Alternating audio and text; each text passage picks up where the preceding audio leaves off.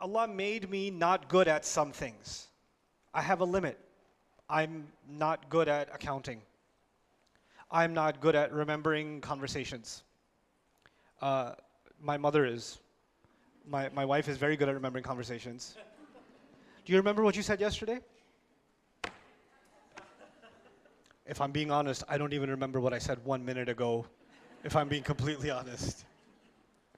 Do you remember that game in 1992, the World Cup final? Yeah. Yeah, that was awesome. But do you remember what you said yesterday? Nope. I got nothing. There are some people that can remember some things, not remember other things. I'm good at creativity, not good at management. This is the thing. There are some people very good at organizing, but not very good at patience.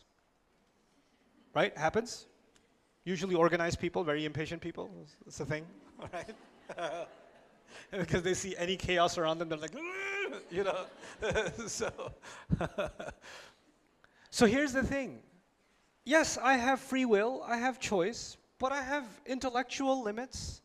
I have capability limits. I have physical limits. There's a limit to my height. There's a limit to my strength. There's a limit to my physical ability. There's a limit to my economic mobility, right? There's a physical bodily limit, and that limit is a jibillah. You know, there's a saying in Old English: you can't grow out of your skin. You know what that means? You're made a certain way, and you need to know what you're capable of, and you also need to know your limits, right? If you're not designed to swim, Allah created you like a rock, and so you just bloop, you know. I had a friend who he could drown in 1 foot. It's a miracle from Allah that he could do that. We went to this place, he went on a slide. It was a kid slide. It was a slide. You could stand up on it, your knees won't even be wet. And he's like, like, what? Allah didn't make you for that, right? So there's the limit placed within our genetic makeup.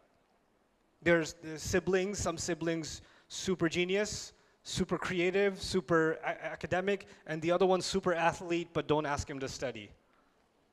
Allah made 2 different jibillah, you understand? So there is this body that Allah gave us, and this mind, these genetics that Allah gave us that are all different for all of us. The path that Allah chose, that He says He guided you to a path. The path He made was unique to you. And the path He made for me was unique to me. Based on my jibillah, physically, and outside of my jibillah, my environment. This is what psychology tells us. Human personality is made up of 2 things. It's made up of your genetics and it's made up of your environment. That's what modern psychology basically tells you, right? And Quran is also talking about how within that environment, like the hadith says, everybody was born on fitrah, parents make them Jews, Christians, and that's environment, isn't it? Right? So your environment and your genetics, within that, Allah gave you a path. Now, a farmer who lives with his kids out on top of a mountain somewhere, and he has to choose the right path. His right path is a different one. And the manager of a multi-million-dollar organization, he's a VP or something like that, his jibillah and his path is a different one. The choices he has to make or she has to make are different ones, you understand? And so each one of them was given the right directive to come back to Allah to do the right thing, and it was put inside of them. This is the jibillah from the body point of view.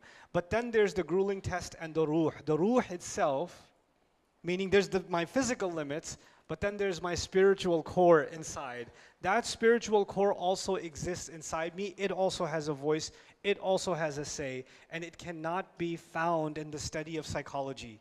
It cannot be found in philosophy. You can't find it in those studies. But I know it exists because you just know it does. That's the sound. That's the thing inside you that feels something when you pray. That's the thing inside someone. Incidentally, I met a woman yesterday. Before coming here, I had a craving for a donut. Don't ask me. So I went to this mall, and I'm getting in line. There's a popular donut place. I won't tell you which one. And so I'm standing in line, and this lady behind me was with her 2 kids, and she said, "Are you?" And I was like, "Yeah." And she started crying her face off. I don't know the face because she was wearing a mask, but what I could see, crying.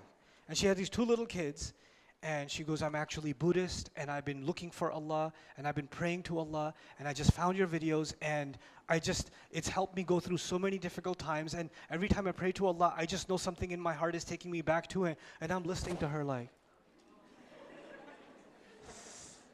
Inna hadaynahu sabil. Allah put something inside you, this ruh inside you, it knows where it came from.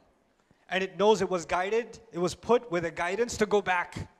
So it's always finding a way back. Inna hadaynahu sabil. So this is actually the test of the ruh itself.